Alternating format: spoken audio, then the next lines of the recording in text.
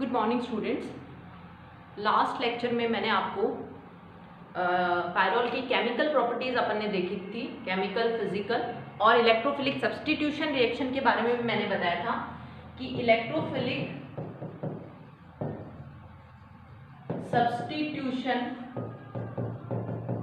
Reaction pyrrole किस पे देता है, कौन सी पोजीशंस पे देता है, 2 और 5 पे, और 3 पे नहीं देता, 3 या 4 पे। मैंने आपको रीजन भी बताया था कि जब 2 और 5 पे देता है तो उसमें ज्यादा रेजोनेटिंग स्ट्रक्चर्स बनते हैं, जो इंटरमीडिएट बनता है वो ज्यादा स्टेबल बनता है। क्यों? क्योंकि उसके रेजोनेटिंग स्ट्रक्चर्स ज्यादा होते हैं, और 3 पे 2 ही बनते हैं, कम बनते हैं, इसलिए 2 और 5 पे देता है इलेक्ट्रोफिलिक सब्स्टिट्यूशन रिएक्शन। आज हम कुछ रिएक्शंस देखेंगे।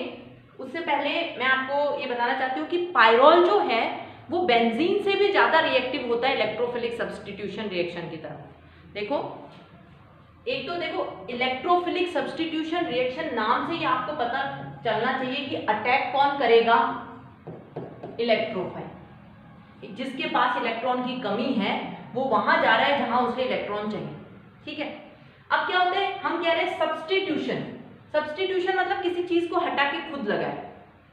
ठीक है, मतलब जो रिएक्टेंट है उसने उसको इलेक्ट्रॉन दिए नहीं है, अपनी किसी बॉन्ड को हटा के उसको लगाया।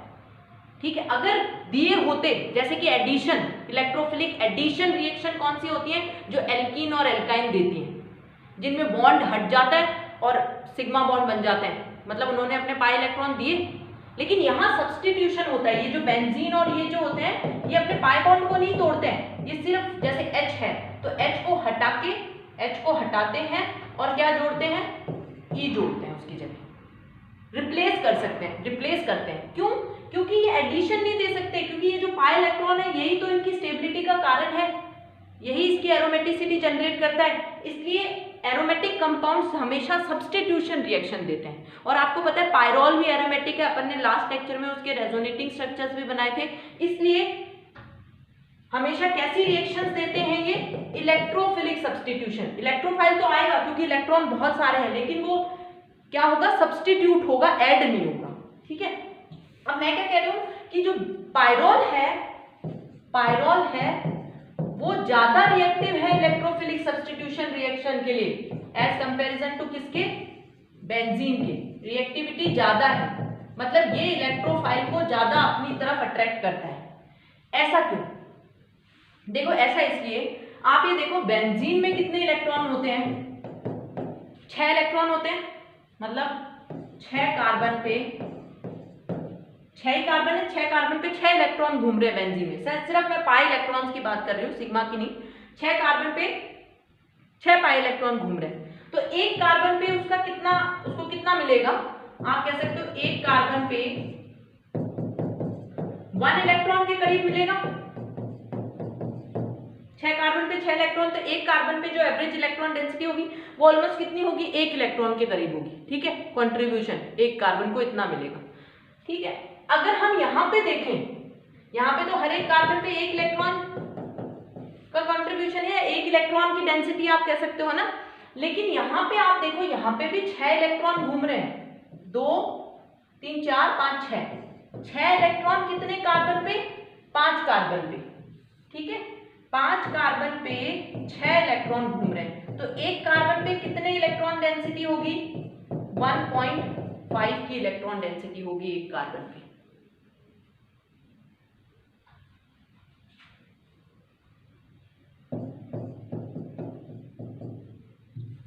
तो एक कार्बन पे कितने की इलेक्ट्रॉन डेंसिटी होगी, एक कार्बन पे 1.2 की इलेक्ट्रॉन डेंसिटी होगी।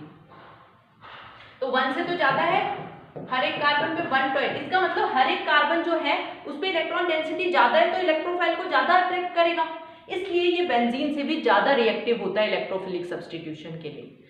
ये किसके बराबर होता है रिएक्टिविटी में, ये रिएक्टिविटी में बराबर होता है फिनॉल्स के, या मैं ये कह दूं एनिलीन्स के, क्योंकि आपको पता होगा फिनॉल और एनिलीन बेंजीन से ज्यादा रिएक्टिव होते हैं। क्यों?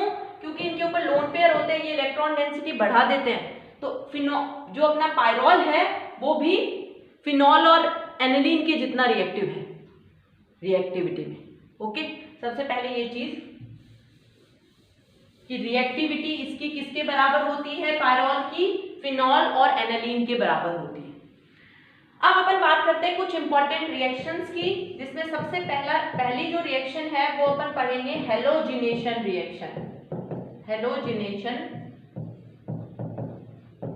रिएक्शन, ठीक है।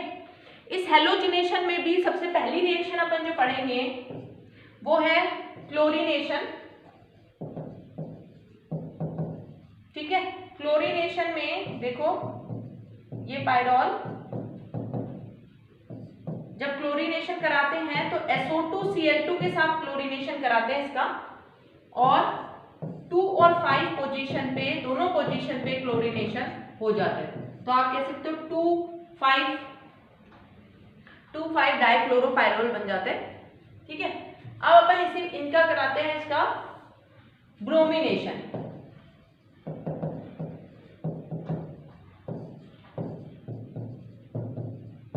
अब देखो जो ब्रोमिनेशन कराते हैं वो कराते हैं Br2CH3OH की प्रेजेंस में, तब सभी पोजीशन पे ब्रोमिनेशन हो जाता है।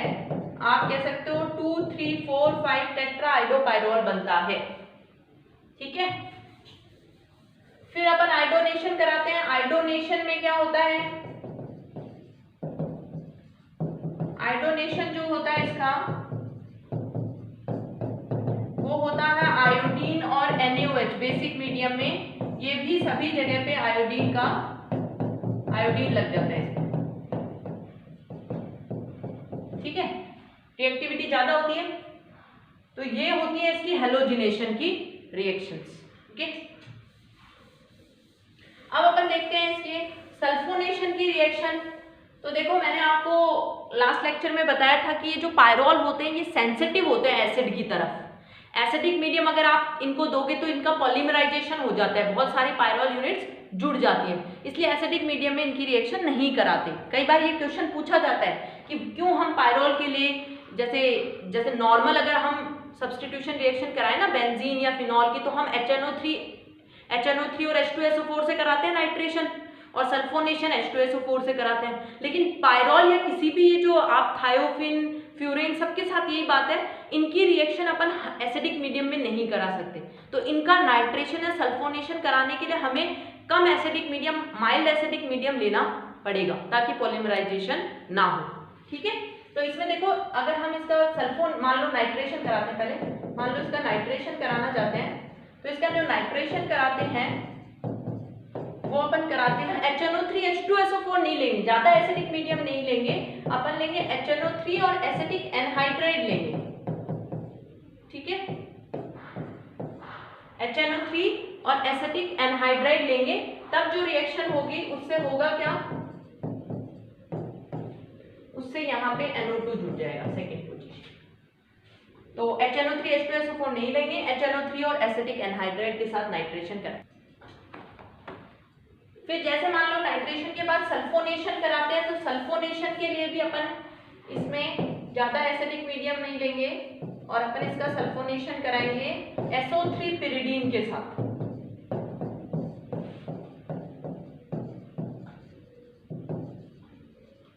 तो इसमें सल्फोनेशन हो जाएगा ये इस तरीके से, ठीक है। उसके बाद में अपन इसकी कराते हैं एक एसिटाइलेशन रिएक्शन। एसिटाइलेशन रिएक्शन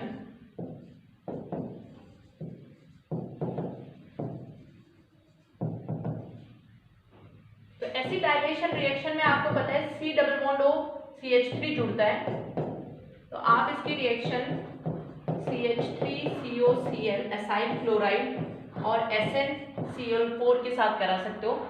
तो ये इलेक्ट्रोफाइल क्या बन जाएगा, इसमें ये इलेक्ट्रोफाइल बन जाएगा ना, और ये बस रिंग पे अटैक कर देगा यहाँ पे,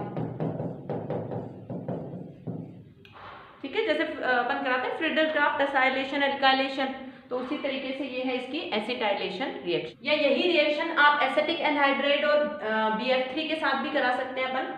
एसिटिक एनहाइड्राइड एसिटाइलेशन कर देगा, इसका नाम हो जाएगा 2-एसिटाइल पायरोल, ठीक है। अब अपन इसकी कराते हैं गाटरमान रिएक्शन।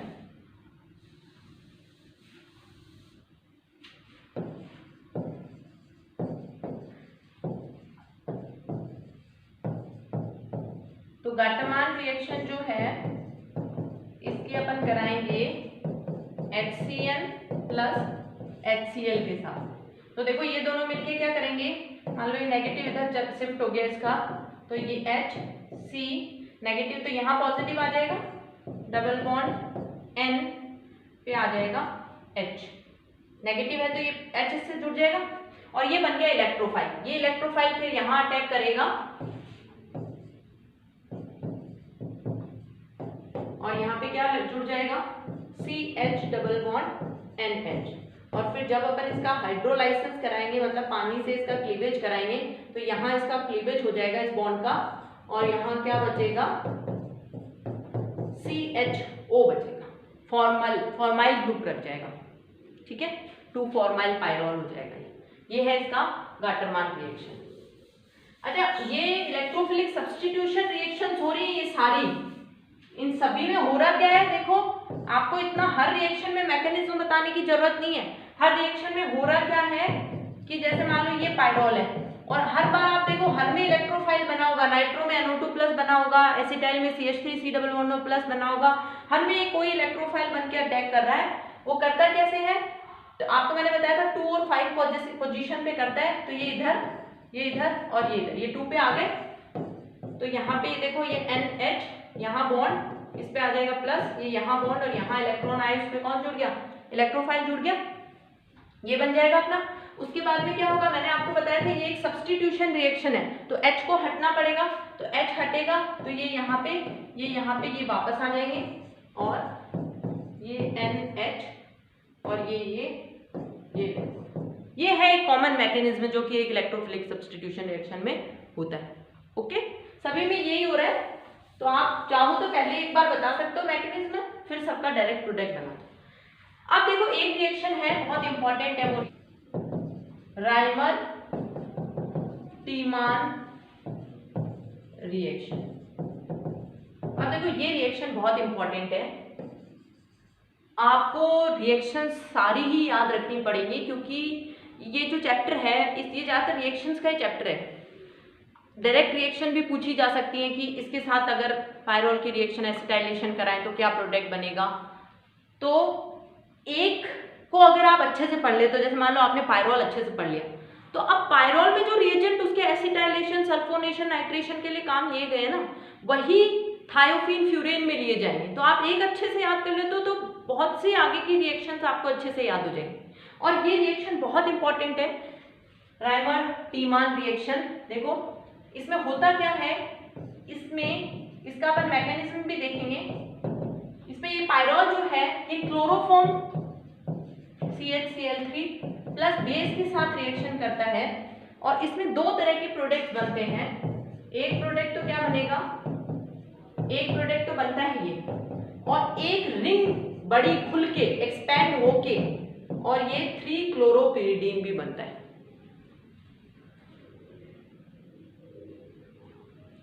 अब अपन देखते हैं कि ऐसे प्रोडक्ट्स कैसे बने, इसका मैकेनिज्म करते हैं। देखो सबसे पहले तो मैं आपको ये जो क्लोरोफॉर्म है और जो बेस है इनके बीच में क्या रिएक्शन होती है वो बताती हूँ।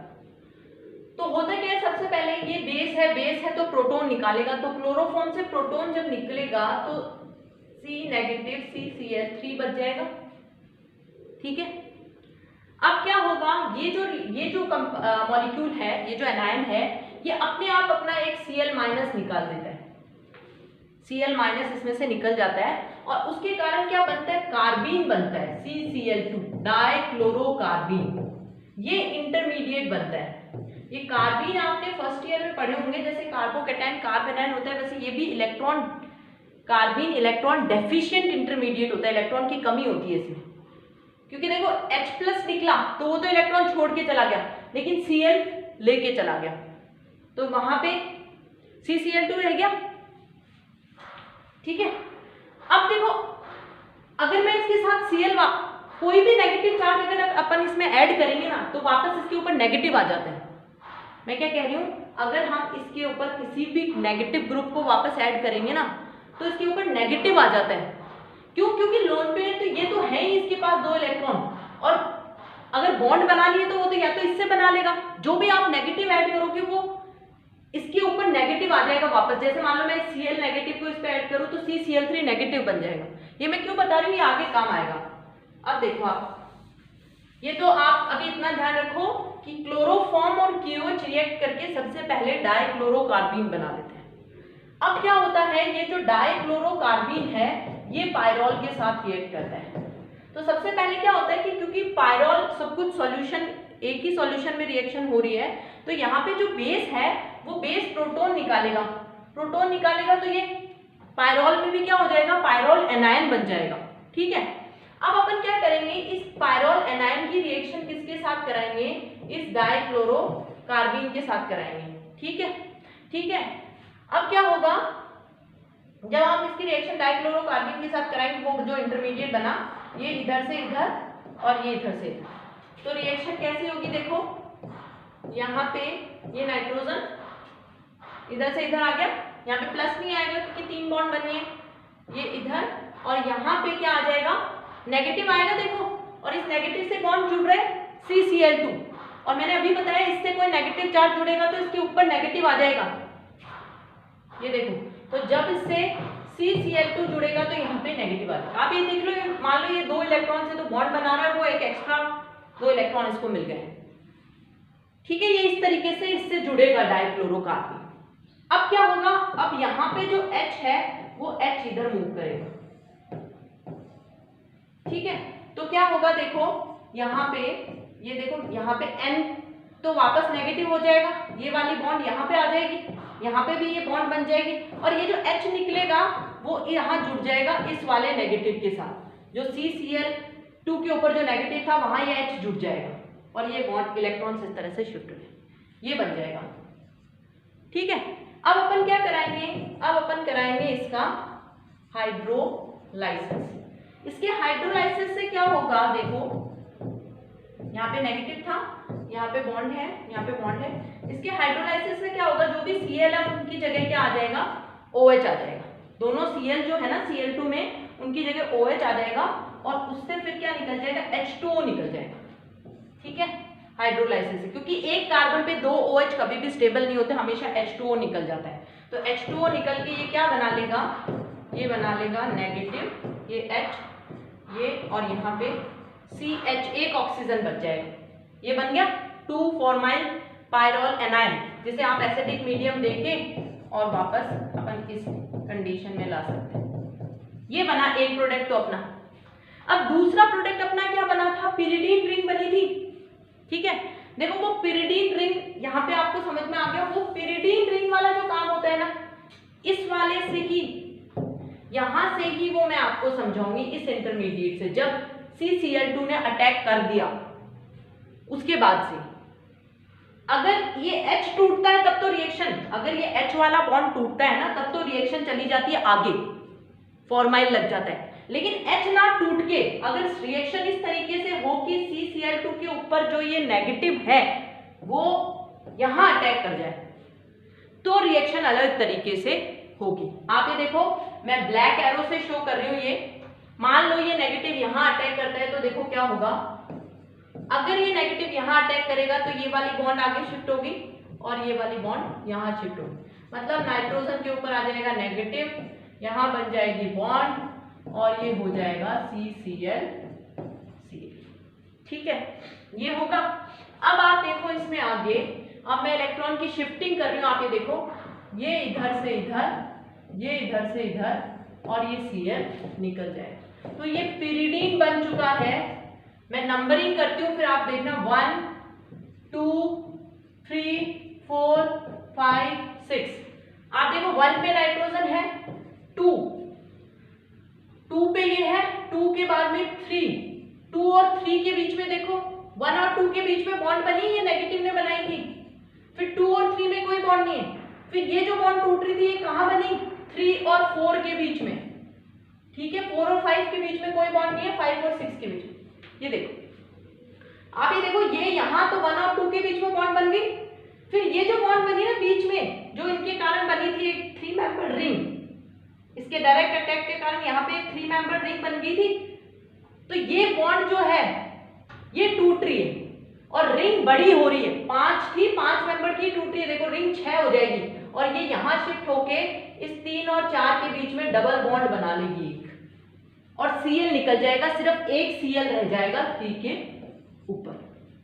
ये बन गया 3 क्लोरोपिरिडिन।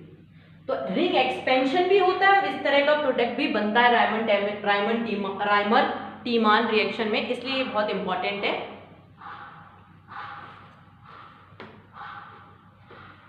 ओके